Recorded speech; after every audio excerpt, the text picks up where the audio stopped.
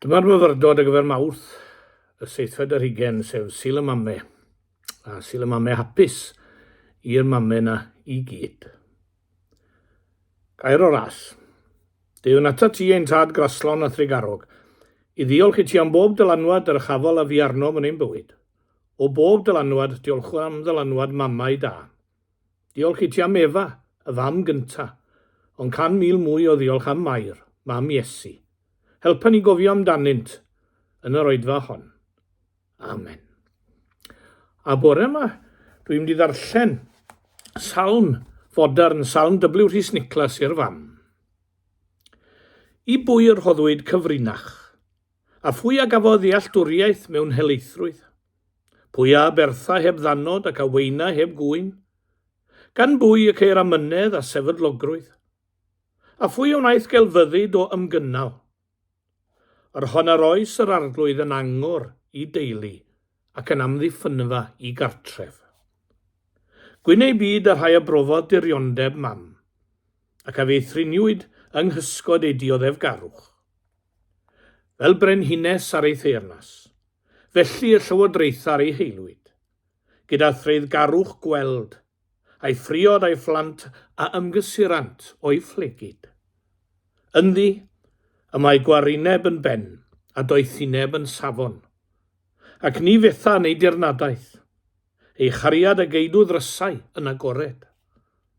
Hi a wylia wrth weli heb gyfrir oriau. Hi a ddiddanar ei ddilyn ac a gerydda'r anystywallt ac a'i mwldia i'w delw ei hun. Yr arglwydd yn ei ddoethineb, a roes i famau'r ddear synwyr a deall da, a hwy a roddant i gymdeithas ei chalon. Mae hwnna'n salm bodern fendigedig gan Rhys Niclas ac yn heddiannol iawn i'r mamau yn ein bywyd. Wel, wy'n troi i lyfr Ester, oherwydd dwi eisiau sôn am ferch gryf ar Sul y Mamau fel hyn. Cryf fel nifer ohonoch chi'n famau yn fam gys, yn antis, yn chwiorydd, menyw gryf. O'r benod gyntaf o adnod 17, dyna'n testyn, oherwydd daw pob gwraig i wybod am yr hyn a wnaeth y frenhines, ac o ganlyniad fe ddirmygant ei gwir a dweud, gorchmynodd y brenin Ahasferus ddod ar frenhines ffasti ato, ond ni ddaeth hi. Nawr, roedd Ahasferus yn teyrnasu o India i Ethiopia. Yn y 3 flwyddyn o'i dernasiad, efe a wnaeth wledd. Wel, neu fod yn fwy cywir, fe nath e 2 wledd. Y gyntaf yw dywysogion a'i weision, y rhaglawiaid a'r pendefigion a thywysogion y taleithiau 127 ohonynt. Gwledd i'r mawrion a'r pwysig oedd hon, a barodd am 180 o ddyddiau, i eich wedi clywed yn iawn, 180 o ddyddiau o wledd. Yn union wedyn, wnaeth gwledd arall i holl drigolion dinas Susan, lle roedd palas y brenin. Gwahoddwyd pawb i'r gyfeddach a barhaodd am wythnos. Bydde hwnna dim ond fwy na digon i fi. Ceir adroddiad am yr olygfa fel hyn. Yr oedd yn oleni gwyn a glas wedi rhwymo a llinynau o sidan a phorffor, wrth gadwynau arian a'r golofnau marmor. Yr oedd yn oweliau o aur ac arian ar lawr o risial, marmor, alabaster a glasfaen gwerthfawr. Yr oedd cwpanau aur o wahanol fathau iefed ohonynt, ac yr oedd digonedd o win trwy haelioni'r brenin. Dyna'r lle a gwahoddwyd pawb iddo. Nid rhyw garden party i'r detholedig rai oedd hwn, ond open to all. Ond mae mwy na hynny hefyd. Ynglyn â ryfed, nid oedd gorfodaeth ar neb, oherwydd gorchmynodd y brenin i holl swyddogion ei balas, wneud fel yr oedd pawb yn dymuno. Pawb i gael beth a fynnau. Pawb i wneud fel y mynnu nhw, open house a free for all, i holl drigolion y ddinas. Wel, allwn ni ddychmygu y fath le oedd na. Sdim angen llawer o ddychymyg i feddwl siwt oedd pethau erbyn y 7fed dydd. Wedi wythnos o gyfeddach, roedd na dipyn o anref yn siŵr o fod. Dyrfan hanner meddwl yn ymdrafod ei gilydd fel anifeiliaid, pob rheol a pharch wedi diflannu. Ac ar ganol y cyfan, cododd a hesferus i fyny. Ar y 7th dydd pan oedd y brenin a hesferus yn llawen gan wyn, wel, ffordd garedig o ddweud yw fod e'n feddw yw'r adnod yna, ac wedi gario ymaith gan ysbryd y dorf oedd yn yr un cyflwr â fe. Mae'n gorchymyn cyrchu y frenhines ffasti, i ddangos i'r tywysogion a'r bobloedd ei glendid hi. Galw am ei wraig ei hunan mwyn i pharedo hi o flaen y mob, hanner meddw oedd o'i flaen e. Ond fel mae'r testun yn dweud, ni ddaeth hi. Yn Saesneg, she said no. Nawr, sa'n ni'n gwybod llawer o hanes ffasti o gwbl. Dim ond mae hi oedd gwraig y brenin a'i bod yn ferch brydferth. Ond o glywed ei hymateb yma, allwn ni'n sicr ddweud nid yn unig mae merch brydferth ei chorff oedd hi, ond merch brydferth a glani chymeriad hefyd. Dyma ferch feiddiodd fod yn deyrngar i'r safonau gorau yn wyneb pawb. Pan oedd pawb yn sathru dan drad pob safon a gwerth, dyma un fynodd i cadw. Ar hyn a wnaeth ffasti medd un dehonglwr oedd, she struck a blow for the decent things in life. Yn braf gallu gweud am rywun yn diwe. She struck a blow for the decent things in life. Y peth fyddai'n ffasiynol iddi wneud, fyddai i fyddhau ac uno mewn yn ysbryd y dyrfa. Ond dyma ferch, nad oedd ffasiwn y cyfnod yn menyw dim ar ei hargoeddiadau. I ni'n byw mewn dyddiau pan mae dilyn y ffasiwn yn cyfrif yn ofnadw. Keep up with the Joneses yw un, di fe? Ond ewch chi'n gros i'r ffasiwn, a fe gewch chi'ch galw yn nod, a gwath na hynny'n aml. Ond dyna'r peth rhyfeddaf a mwyaf gwamal i'w ddilyn yw ffasiwn. Gan mae dros dro yn unig mae'n aros. Fe wir pob merch dda hynny. Dros dro mae ffasiwn yn dy fe. Fe gollodd ffasti ffafr y brenin am ei safiad. Collodd ei safle, ei hawdurdod a'i gorsedd. Fe gostiodd yn ddrud iddi, ond eris ei henw a'i hesiampl o hyd. I ni wedi clywed llawer ar hyd y blynyddoedd am y permissive society, y gymdeithas o ddefol sy'n caniatáu popeth. Ac i ni'n tybio fod hyn yn rhywbeth modern iawn. Ond mae'n ei ofn mai llyfr pregethwr sydd yn iawn pan gyhoedda does dim newydd dan yr haul. Wedi gweud sawl gwaith yn dwys dim byd yn newid. A dyma hanes sydd yn profi hynny. Os bu permissive society, wel dyma hi yn dyfe, yn Nina Susan, yn nyddiau Esther a Ffasti. Yng nghanol permissive society ei dydd, wel yr ferch hon, yn sefyll dros y da a'r dyrchafol mewn bywyd. Costiad a gostio i mi meddai Ffasti. I must strike a blow for the decent things in life. Mae angen gwirioneddol am hyn heddiw, rhag ein twyllo gan y propaganda dyddiol a deflu'r atom. Ni wedi clywed cymaint o sloganau slick mae pobl yn mynd i'w credu nhw'n diw nhw. The affluent society. Best country in the world to live in. We've never had it so good. Llu o ddywediadau yn cael ei gwthio gan y cyfryngau i wneud i ni gredu yn bod ni'n byw ym mharadwys ac nad oes angen dim arno. Ar yr wyneb, ymddengys hyn i gyd yn wir, ond cloddiwch chi ychydig ac mi gewch chi fraw. Ond na un hen frawd wedi clywed llawer am Aberystwyth, a'r tai a'r hotels a'r dderchog yno. Mi ath ei Aberystwyth a cerdded y ffrynt, a syni at ardderchogrwydd yr adeiladau. Rhyfeddod oedden nhw i hen lwr fel fe. Ac yna mae'n cerdded o amgylch a gwelodd gefn y stryd. Ffrynt ydyn nhw i gyd, meddai fe. Ac yn y dyddiau hynny, dyma ei sylw ar oedod gatre, Queen Anne Fronts ac Mary Ann Bax. Queen Anne Fronts and Mary Ann Bax. Mae'n dameg ond dyddiau ni. Mae yna ffrynt da iawn i lawer o agweddau o'n bywyd ni, ond tyrchwch yn ddyfnach. Ac mae'r darlun yn wahanol. Chi'n bod ni'n rhoi da am gondemnio rhyfeloedd yn y dwyrain canol ers blynyddoedd, ond yn fwy na pharod i werthu arfe iddyn nhw.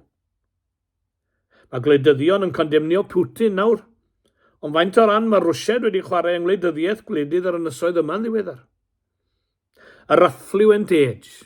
Ie, mae 2 gar yn tu ni, a mae dyn ni gyd yn fridges a'n freezers, peiriant golchi dillad a golchi llestri falle. Mwy arian gyda ni'n ar cenedlaethau o'n blaen ni. Ond eto i gyd. Mae yna bensiynwyr a theuluoedd sydd yn stryglo i gael 2 ben llinyn ynghyd, yn stryglo i dalu biliau. A mae yna bobl yn byw mewn unigrwydd. Mewn unigrwydd. Na wyla nhw neb. A does neb yn malio. Mor hawdd yw twyllo dyn weithiau yn dyfe gyda chydig o baint glos a'r pren yn pydru o dditano. Mae angen pobl fel Ffasti, sy'n gweld trwy ysblander arwynebol o wledd, ac sy'n ddigon gwrol i weiddi na. Na. Mae bachgen ifanc yn gadael cartre unwaith i fynd i'r coleg, mae'n siŵr dyn ni'n meddwl, neu weithio, wi'n siŵr. Gadael cartre, gadael i famau dad a'i chysgod cartref a chapel. Cyn cychwyn oedd ei dad moyn gair gyda fe. A tybu ar tanc fod pregaeth fawr ar ddod. Ond y cyfan ddwedodd ei dad wrtho fe oedd, have the courage to say no, my boy. Have the courage to say no, my boy. Bydd yn ddigon dewr i ddweud na.